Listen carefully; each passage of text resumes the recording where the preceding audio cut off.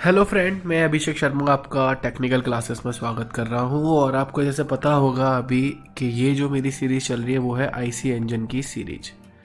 अभी तक इसके अंदर मेरे 14 पार्ट्स में अपलोड कर चुका हूँ, जिसके अंदर मैंने 18 क्वेश्चंस कवर किए हैं जो कि एन के सीरीज़ के हैं। एन के सीरीज़ का मतलब क्या है कि आरटीयू के जितने भी लास्ट ईयर के क्वेश्चंस पेपर है उसके बेसिस पे जो क्वेश्चंस आए हुए हैं उनका सॉल्यूशन इसके अंदर होता है। तो मैं जो न्यूमेरिकल्स हैं, थ्योरी पार्ट है, उसको कवर कर रहा हूँ इस सीरीज़ के अंदर। आप नोटिस करेंगे मैं अभी जो प्रॉब्लम एक्सप्लेन कर रहा हूँ वो है प्रॉब्लम नंबर 21। प्रॉब्लम नंबर 21 क्यों? क्योंकि 18 हो चुकी है, उसके बाद 19 एंड 20 वो सिंपल थ्योरी क्वेश्चन है। अगर आप उनको एक बार देखेंगे तो बहुत जल्दी आप उनको समझ लेंगे, क्योंकि इतनी ज़्यादा टफ नहीं है, इसलिए मैं उनको एक्सप्लेन नहीं कर रहा हूँ। क्वेश्चन नंबर 21 के अंदर यहाँ पे एक न्यूमेरिकल प्रॉब्लम है, इसलिए मैं इसको सॉल्व कर रहा हूँ। तो ये आप नोटिस करेंगे कि जो प्रॉब्लम है question number B, a 4 stroke petrol engine of the 100 mm bore का मतलब आपको पता है कि आईसी इंजन का डायमीटर होता है, and 150 mm stroke consume 1 kg of fuel per hour. मतलब कि जो उसका मास फ्लो रेट दे रखा है कि मास ऑफ फ्यूल कंजप्शन जो दे रखा है with respect to the time वो दे रखा है आपको 1 kg per hour. The mean effective pressure is 7 bar, कि जो उसका मीन इफेक्टिव प्रेशर है वो आपको दे रखा है 7 बार। And the indicated thermal efficiency is 30%, कि जो उसकी इंडिकेटेड थर्मल एफिशिएंसी है that is 30%। The calorific value of the fuel is 40,000 kilo joule per KG. Find out the speed of the crankshaft, तो उसको एन चाहिए जो कि स्पीड है क्रैंकशाफ्ट की। तो आप यहाँ नोटिस करेंगे जो उसने गिवन डेटा भी आपको बताया कि सबसे पहले उसने बताया बोर का डायमीटर जो कि था आपका 100 mm। तो 100 mm को अगर मैं मीटर में चेंज करूंगा तो 100 को मैं लिख सकता हूँ 10⁻², और mm को लिख सकता हूँ 10⁻³ तो ये मीटर में चेंज हो गया, तो 0.1 मीटर मेरा निकल के आ गया जो कि यहाँ लिखा हुआ है। इसके बाद स्ट्रोक लेंथ दे रखी थी 150 mm, तो सिंपल सेम उसी तरीके से अगर मैं उसको चेंज करूँगा मीटर में तो 0.15 मीटर हो जाएगा, जैसे ऊपर अभी मैंने बताया वो।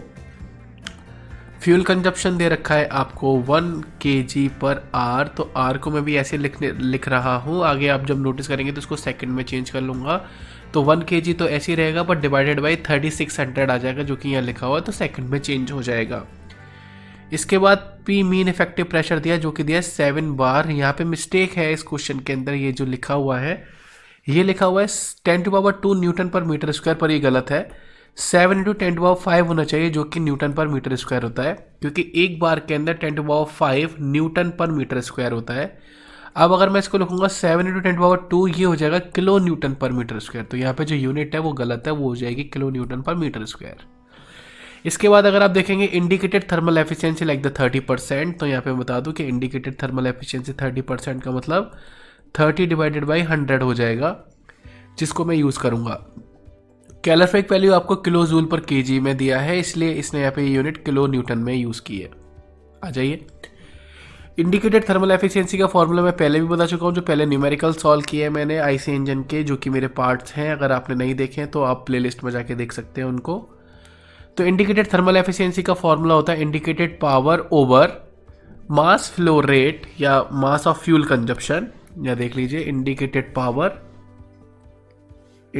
पावर जो कि लिखा हुआ है यहाँ पे, इस जगह पे नोटिस किया है आपने, इंटू 3600 ओवर m.f यानी कि मास ऑफ फ्यूल कंजप्शन।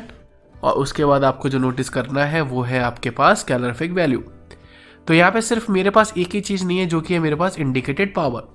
तो इंडिकेटेड पावर मुझे आइडेंटिफाई करनी है, क्योंकि उस इंडिकेटेड पावर के फॉर्मूले के अंदर आप नोटिस करेंगे कि एन आता है जो कि उसने मेरे से पूछा है। तो यहाँ पे मैंने वैल्यू पुट कर दी एफिशिएंसी की 30%, इंडिकेटेड पावर मुझे आइडेंटिफाई करना है।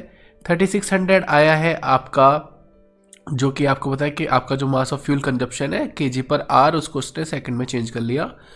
तो यहाँ से आपकी जो इंडिकेटेड पावर है वो निकल के आई आपकी 3.3 किलोवाट। क्लियर? तो आ जाता हूँ मैं क्वेश्चन में आगे,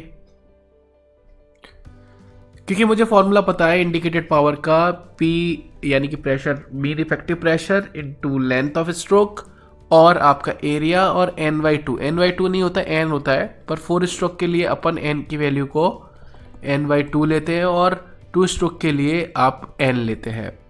तो यहाँ पे मैंने n/2 लगा दी यहाँ पे 4 स्ट्रोक के लिए। क्योंकि एरिया है, आपको बोर का डायमीटर पता है, तो आप एरिया आइडेंटिफाई कर सकते हैं, π/4d²। आपने एरिया की वैल्यू पुट कर देनी है, π/4, डी की वैल्यू 0.1 का स्क्वायर, जो कि आप यहाँ देख सकते हैं, इस जगह पे मेंशन है। इसके बाद आपको होता है इस फॉर्मूले के अंदर L है जो कि लेंथ ऑफ स्ट्रोक है, वो यहाँ आ गया है। अब P मीन की वैल्यू इस तरह 7 × 10⁻² लगाइए, जो कि आपकी किलो न्यूटन पर मीटर स्क्वायर है, क्योंकि यहाँ पे जो उसने इंडिकेटेड पावर है वो किलो वॉट पे लगाई है, तो केजी किलो से वो चीज़ हट जाएगी, 10⁻³ से 10⁻³ सब्ट्रैक्ट हो जाएगी, इसलिए यहाँ पे इसने 7 × 10⁻² यूज़ किया है। देन आफ्टर आप यहाँ पे फॉर्मूले में सॉल्व करके आप यहाँ पे स्पीड आइडेंटिफाई कर सकते हैं, जो कि आई 480 RPM, जो कि एन है इसकी। तो क्वेश्चन बहुत सिंपल था, बस बेसिक फंडामेंटल आपके क्लियर होने चाहिए, बेसिक यूनिट्स आपको पता होना चाहिए, तो उसके बेसिस पे आप इस क्वेश्चन को सॉल्व कर सकते हैं। अगर आपको ये क्वेश्चन अच्छा लगा है और आपको प्लेलिस्ट बहुत अच्छी लग रही है आईसी इंजन की, अगर आप एग्ज़ाम से पहले इसको देख रहे हैं तो प्लीज़ लाइक ज़रूर कर दीजिएगा और अपने फ्रेंड्स को शेयर ज़रूर कर दीजिएगा। Thank you for watching guys, thank you so much.